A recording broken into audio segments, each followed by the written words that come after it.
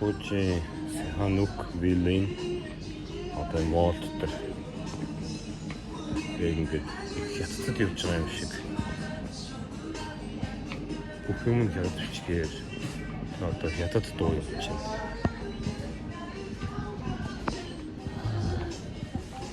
Кампужийг ер нь одоо хятадууд бараг эзэлж явах шиг байна уу?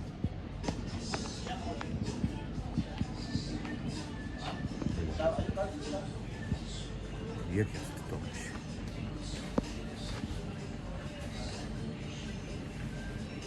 Энэ цагч манад ч бас ойрхон байна та.